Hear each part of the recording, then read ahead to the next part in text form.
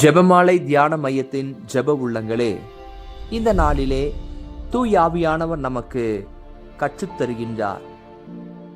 இயேசுவையும் அன்னை மரியாவையும் நாம் எப்பொழுதுமே பிரித்து பார்க்க முடியாது.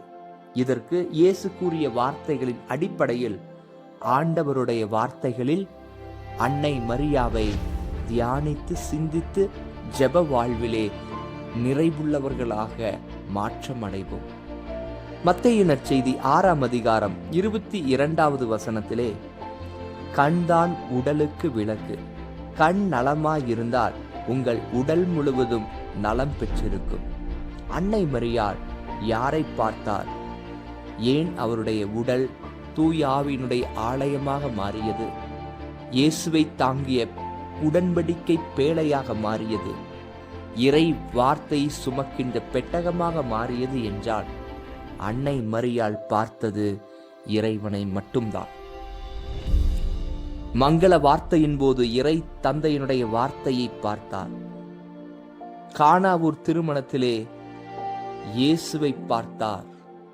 அங்கு தண்ணீர் திராட்சை ரசமாய் உருமாறியது. பெந்தகோஸ்து நாளிலே திருத்தூதர்களோடு இணைந்து தூய ஆவியானவரை பார்த்தார். அக்கினி பிளவுற்ற நாவுகளின் வல்லமையை பார்த்தார்.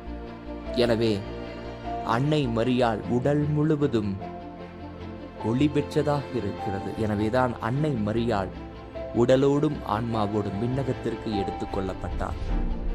இந்த நாளில் இந்த இறை சிந்தனையோடு இயேசுவையும் அன்னை மரியாவையும் நாம் பிரித்து பார்க்க முடியாது என்ற உண்மையை அறிந்து கொண்டவர்களாக ஜெபமாலை தியான மையத்தின் ஜெப கருத்தாக இன்று பிளவுபடுகின்ற குடும்பங்களுக்குள்ளே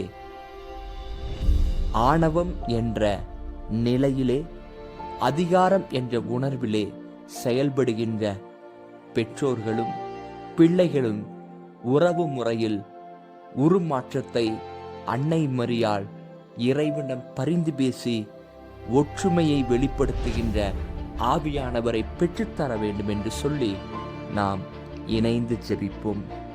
அன்னையே வாழ்க, மரியே வாழ்க, அமளியே வாழ்க, இயேசுவே ஆண்டவர்.